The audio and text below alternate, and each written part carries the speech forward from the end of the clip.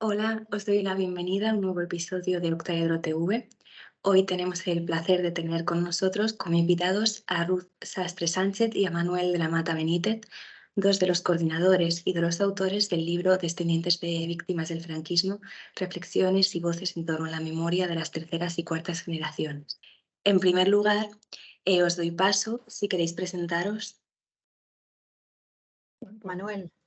Bueno, yo soy profesor de la Universidad de Sevilla, del Departamento de Psicología Experimental, y llevo investigando desde hace mucho tiempo temas relacionados con memoria, eh, narrativa, como el gran instrumento de la memoria, desde el punto de vista sobre todo de la cultura y cómo la memoria se construye en el marco cultural. Cultural quiere decir social, histórico, económico, etcétera, etcétera. Y muy asociado a ese tema, como algo que no se puede separar, es la identidad. Tanto la identidad personal como la identidad cultural, colectiva. Y este tema, pues, aparte de por razones académicas, pues también está asociado a un interés y a un compromiso personal que tiene que ver también con mi historia familiar. Gracias. Yo soy investigadora del doctorado en diversidad, subjetividad y socialización de la UNED. Es un doctorado en antropología social y cultural. Estoy en el último año del doctorado y en el proceso de escritura de la tesis. La investigación se centra precisamente en los descendientes de tercera y cuarta generación de víctimas de la guerra civil y del primer franquismo, sobre todo, aunque estoy en el proceso también de ampliar el análisis a otro tipo de descendientes. Y bueno, previamente sí que me he especializado en temas de justicia transicional, hice mi máster en reconciliación postconflicto y justicia transicional, y mi tesis del máster la escribí sobre la posibilidad de una comisión de la verdad en el Estado español para hacer frente a los crímenes de la guerra civil y de la dictadura. Entonces llevo ya un tiempo estudiando sobre estos temas. Muchas gracias. Pues para comenzar la entrevista, primero voy a ubicar un poco vuestra obra, el libro. Entonces, bueno, pues explicar que en la obra se exploran las vivencias de personas pertenecientes a las terceras y cuartas generaciones de descendientes de víctimas del franquismo, principalmente nietos, bisnietos y sobrinos nietos, personas provenientes de familias que han experimentado eventos de extrema violencia, como pueden ser asesinatos, desapariciones o encarcelamientos. Entonces, a lo largo de los distintos capítulos se describen trayectorias diversas que van desde un desconocimiento que a veces es evidente de los acontecimientos familiares, hasta procesos activos de búsqueda de desaparecidos o de reconstrucción de la propia historia familiar. Entonces, es bueno, un libro que pone de manifiesto las dificultades y obstáculos que enfrentan estos descendientes de víctimas al embarcarse en la búsqueda de información sobre este pasado trágico que los precede y que creo que nos interpela al reconocer la existencia de una responsabilidad social en relación con estos temas que trabajáis en la obra. Entonces, como primera cuestión, tras esta breve presentación, os doy paso para que podáis compartir cuál sería el propósito del libro.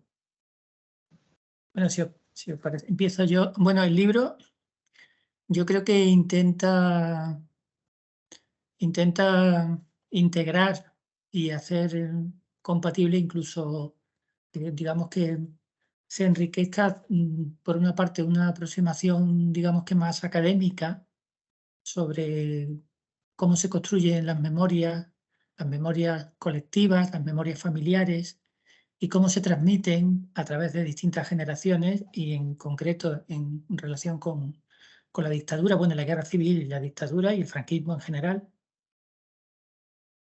Y intentó integrarlo con experiencias, con las voces de personas que han sufrido o que han recibido, digamos, el legado del sufrimiento, de la represión, de las represalias de la guerra civil, y cómo esas personas, sobre todo pues esos terceras y cuartas generaciones, tratan con mayores o menores dificultades de, primero, entender y después honrar y transmitir ese legado. Entonces, digamos que las voces académicas y las voces de las personas se interaniman, podemos decirlo así, a lo largo del libro. Yo creo que para mí, al menos, ese ha sido el mayor reto de la obra, es decir, hacer no solo compatibles, sino que eso interanimen, que se beneficien mutuamente unas y otras voces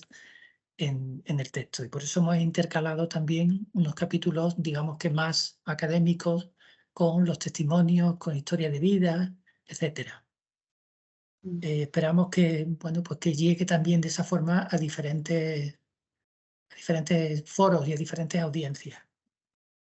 Sí, yo creo que eso para nosotros era muy importante desde el principio, combinar lo analítico con lo testimonial, las reflexiones y las voces de todas esas personas.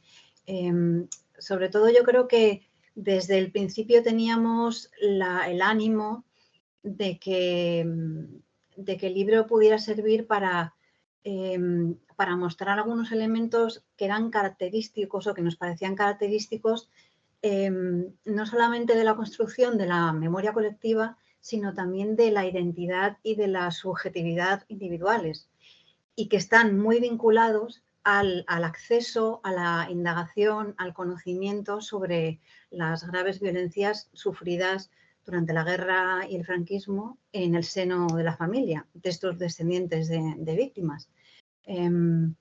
Y por las experiencias de investigación que teníamos, sobre todo queríamos poner el foco en las dificultades que estos procesos conllevan, en las ambigüedades, en los conflictos internos y los conflictos también externos que todo esto supone. Sí, y claro, aquí empezamos el primer capítulo presentando, bueno, pues algunos conceptos básicos sobre memoria colectiva, sobre transmisión, un concepto que yo creo que que resulta especialmente útil, el de master narrative, es decir, son historias que no son más que historias individuales, son historias culturales, historias sociales que se transmiten y que sirven de modelo para construir no solamente una historia, una narrativa personal, sino una identidad. Esas historias, esas master narrative, perdón, están además dentro de la dinámica y del conflicto social, enfrentadas o relacionadas con lo que podemos llamar narrativas alternativas.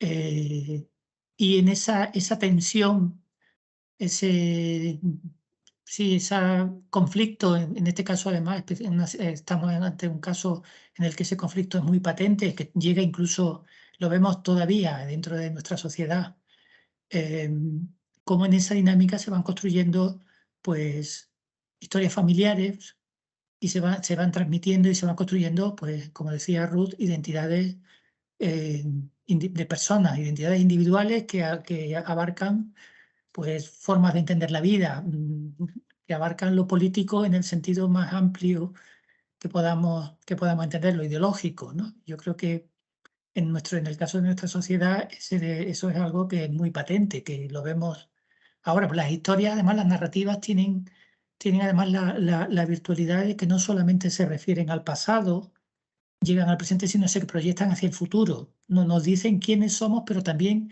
quién queremos ser. Y yo creo que ahí estamos como sociedad, bueno, toda la sociedad española está en eso, que quiénes queremos ser, y vemos como, bueno, pues hay distintas narrativas que llegan hasta ahora y que además que se proyectan hacia el futuro. Lo vemos cada día en nuestra sociedad. Y claro, y lo que decía Ruth, en ese proceso de transmisión dentro de la familia, entre distintas generaciones, la dinámica, las relaciones de poder entre unas historias y otras se ponen de manifiesto y dan lugar a, como ella decía, silencios, formas extrañas de transmisión oral, como decimos, que a veces es más importante lo que no se dice que lo que se dice. En definitiva, pues eso refleja todo ese proceso, esa complejidad de, de la, de la transmisión de la cultura en general, y en este caso concreto con respecto a, a la guerra civil y a la dictadura. Sí, además yo creo que una de las cosas que también queríamos hacer, que era el objetivo del libro, era precisamente poner encima de la mesa diversas trayectorias personales reales que normalmente quedan relegadas cuando se habla de estos temas. Muchas veces se habla de los descendientes de los nietos, por ejemplo, ¿no? Los que están involucrados en temas de exhumación de fosas, por ejemplo. Se habla de ellos como, bueno, como una rara avis, ¿no? Como si estuvieran haciendo algo extraño en los márgenes, casi como si no se comprendiera, ¿no? Porque de repente una persona de 40 años se pone a realizar ese tipo de búsquedas o de gestiones y no se entiende muy bien de dónde viene esa necesidad. Casi se interpreta muchas veces como una especie de hobby, ¿no? Entonces queríamos poner encima de la mesa diversas trayectorias. A lo largo de los capítulos se pueden ver testimonios de personas diferentes que han pasado por diferentes tipos de experiencias de represión, como tú has dicho, Paula, desde el encarcelamiento, la prisión, la tortura, hasta familiares asesinados, enterrados en fosas o en otro tipo de enterramientos irregulares, desapariciones forzosas, incluso tenemos casos de violencia sexual. Y lo que queríamos era que de alguna forma estos testimonios o los fenómenos que revelan estos testimonios encajasen también dentro de lo que decía Manuel, de la idea de la memoria como un fenómeno social, como digamos, un relato necesariamente esquemático, simplificado del pasado, que se va transformando con el tiempo y a lo largo de las generaciones, precisamente porque sobre él se construyen diferentes significados. Y precisamente lo que nos interesaba de primeras era ver qué significados van construyendo esos descendientes o han ido construyendo esos descendientes ya de tercera y cuarta generación a partir de lo que han recibido. Y como ha dicho Manuel también, a lo largo del libro lo que ilustramos es precisamente que se dan una serie de fracturas en la transmisión de esa memoria que son la consecuencia de la marca traumática, de esas vivencias dolorosas en el seno familiar, y además que esa experiencia coloca al descendiente en un papel activo cuando lo adopta, el papel activo de hacer frente a esa memoria, que es también un papel muy complejo y que tiene una serie de implicaciones personales y sociales que, por ejemplo, creo que quedan bastante bien reflejadas en el capítulo de Conchi y en mi capítulo, en el sentido de que estos descendientes, cuando se ponen realmente en la tarea de realizar búsquedas activas, investigaciones, indagaciones sobre el pasado familiar, desarrollan una especie de proyecto de vida que es también un proyecto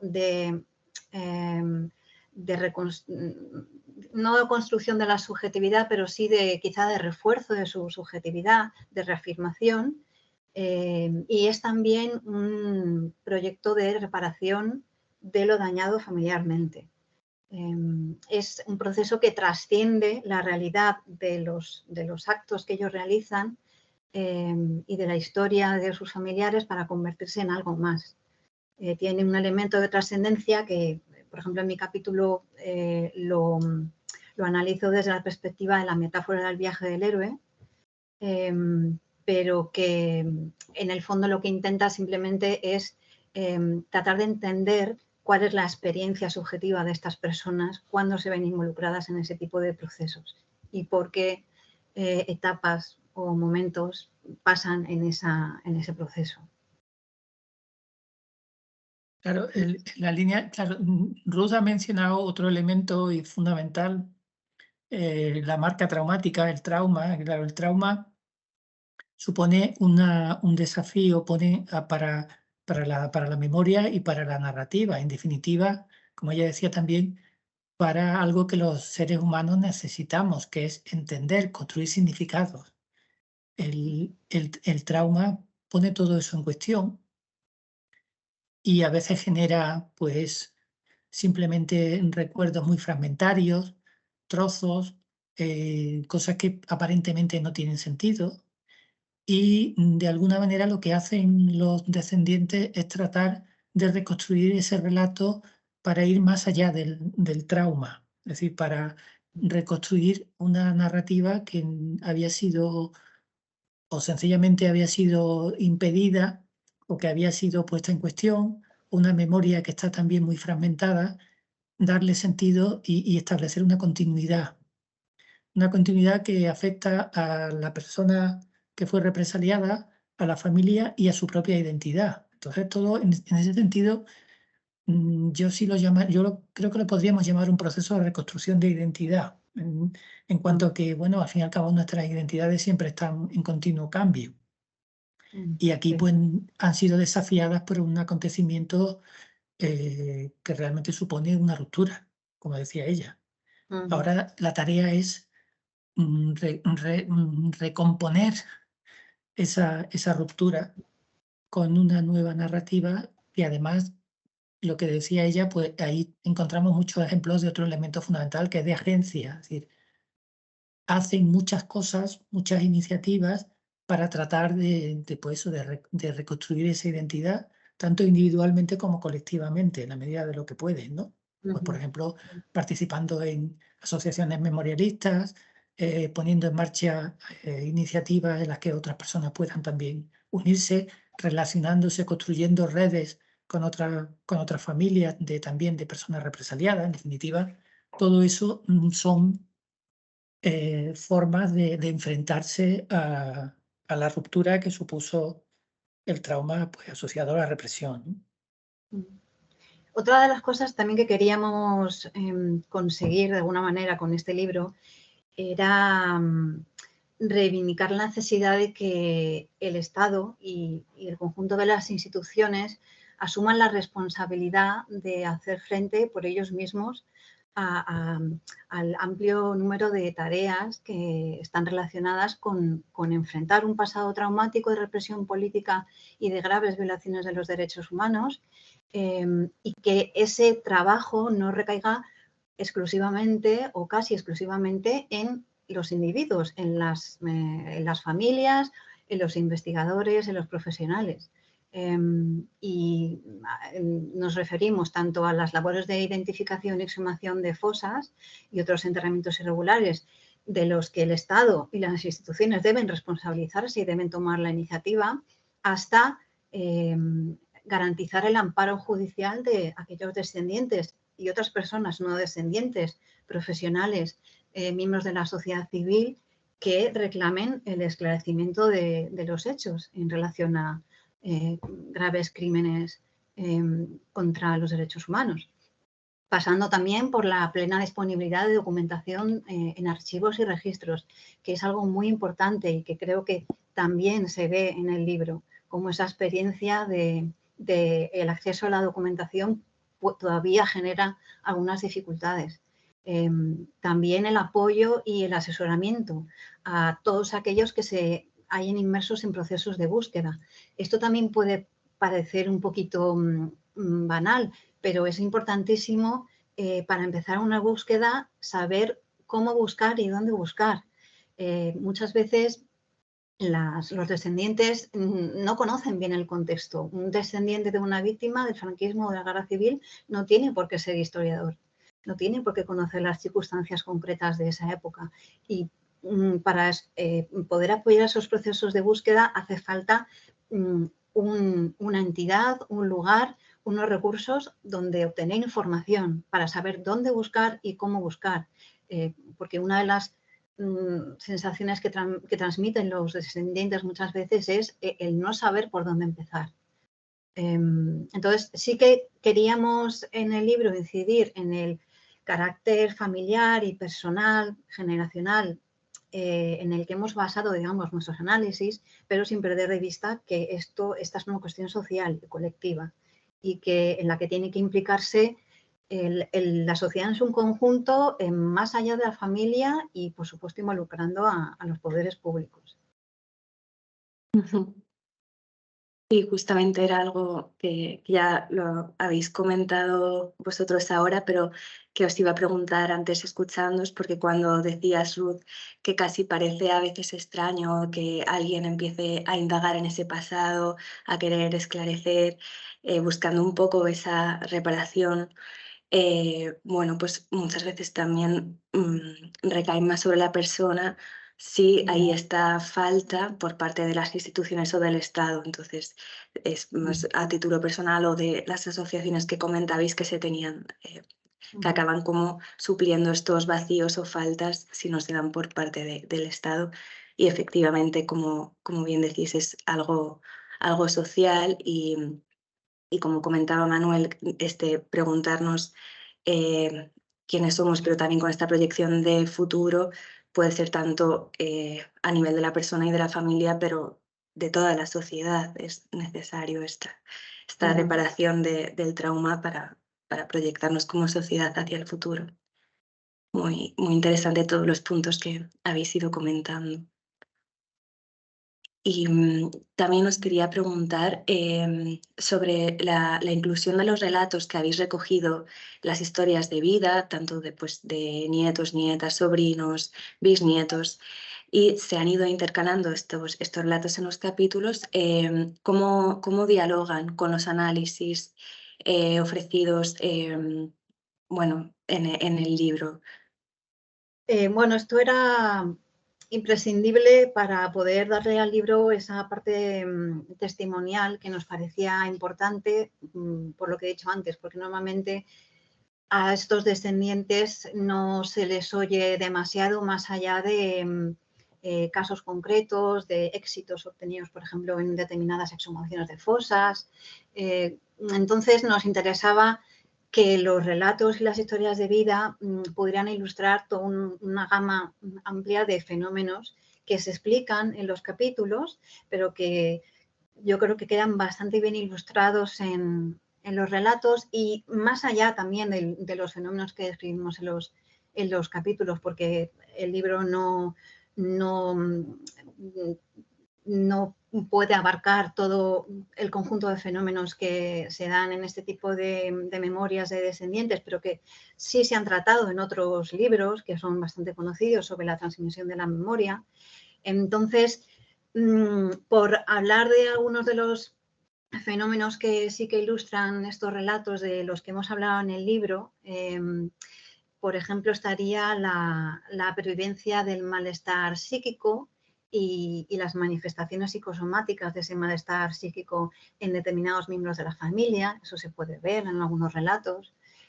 Abuelos que tienen dolores, que tienen patologías que se repiten una y otra vez, por ejemplo.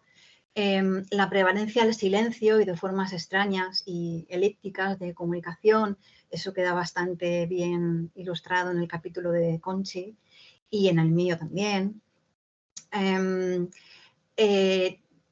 Las vivencias enigmáticas, las experiencias enigmáticas que muchas veces relatan los descendientes, la presencia en el relato oral de la familia de sospechas y anécdotas que ofrecen, digamos, un cierto relato sobre el pasado, pero están llenas de omisiones de contenido y de afectos.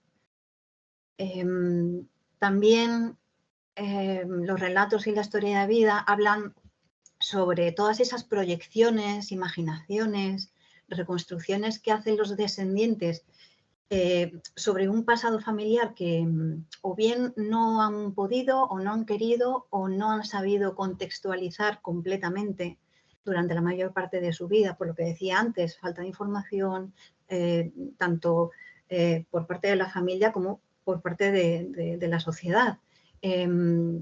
Y esta falta de contexto completo sobre los detalles del pasado familiar y de la historia en general que le tocó vivir a la familia, hace que realmente no hayan tenido verdadera conciencia muchos de ellos de ese trauma existente en la familia, de ese suceso, hasta que poco a poco van iniciando esa búsqueda, esa indagación y van obteniendo algo más de claridad. Otro fenómeno que se observa también es la percepción de pérdida, ese sentimiento de pérdida, de agravio también, de injusticia sobrevenida en el seno familiar.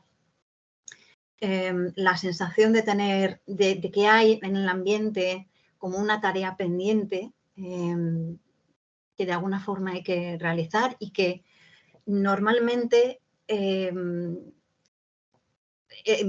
asume un miembro de la familia o unos pocos miembros de la familia. El resto, por lo general, suele o bien no interesarse o desentenderse o implicarse, pero con limitaciones.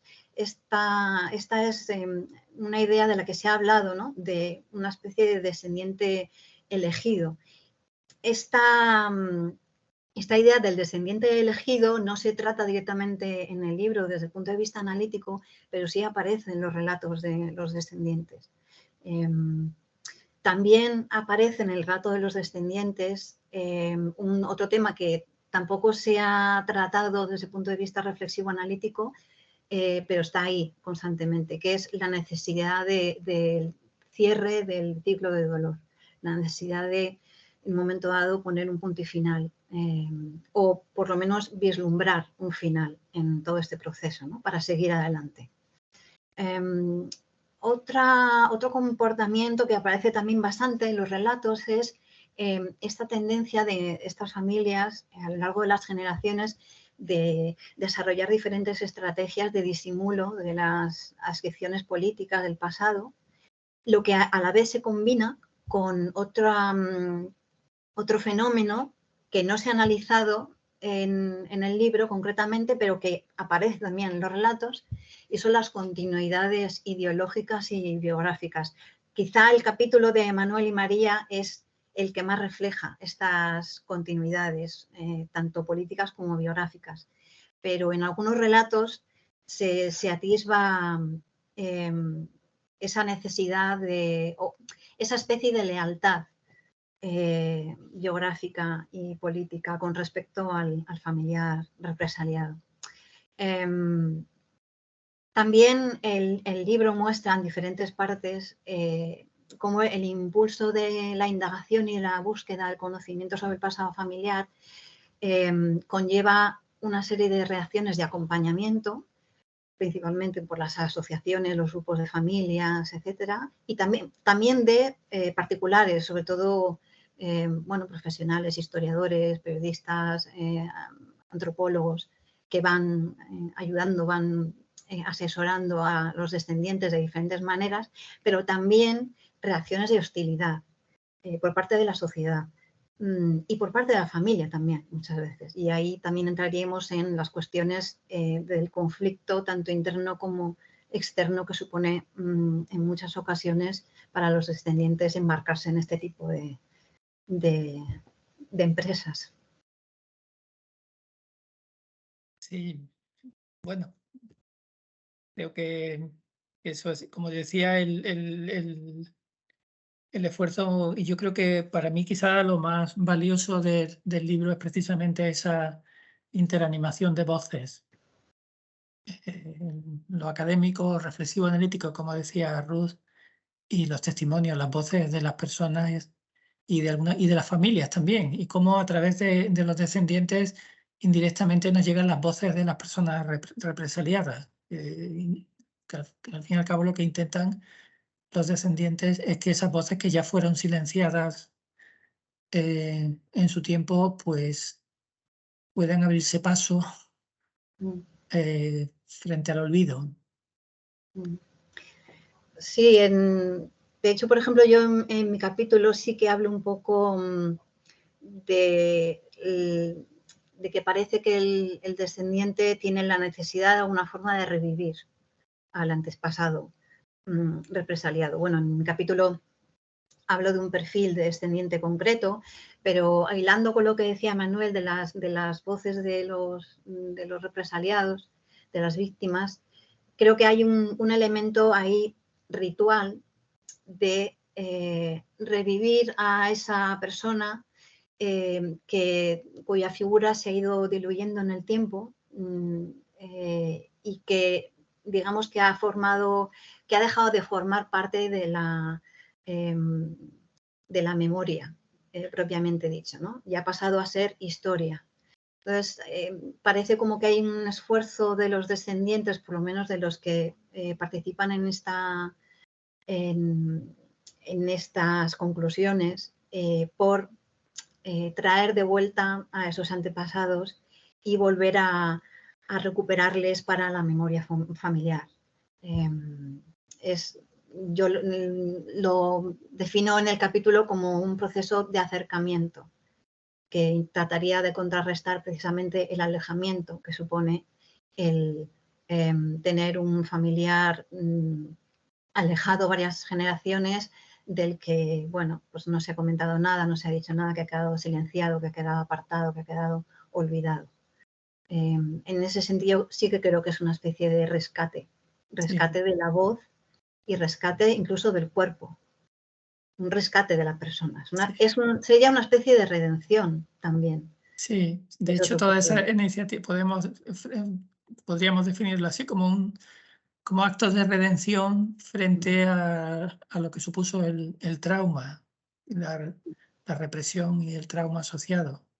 Me estaba acordando las voces, lo que decías de hacer llegar las voces. En junio pasado hicimos un acto en la Universidad de Sevilla en el que participó Ruth, en el que intentamos que el formato fuese en realidad bastante similar al del libro, así combinar pues intervenciones, digamos que más académicas, con la participación de los descendientes de las víctimas, en concreto personas, sobre todo de asociaciones memorialistas. Y siempre cuando intervienen, primero ponen la foto de la víctima y cuentan el caso concreto de esa víctima, sí, tratando de, como decía Ruth, de revivir, no solamente de hacer una reivindicación política, sino de revivir a la persona a la que se está, claro, no solamente la que se está llegado familiarmente, ¿no? Sí.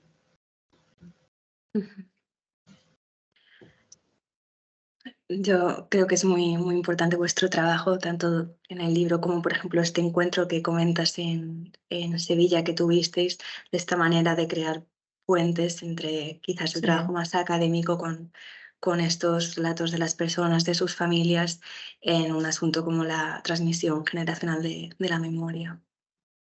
No sé si queréis añadir algo más respecto al libro, el proceso o alguna cosa más que queráis compartir. Bueno, en primer lugar, darte las gracias dar gracias a Octaedro por la posibilidad de publicar este libro, con el que no solamente tenemos compromiso académico, sino personal.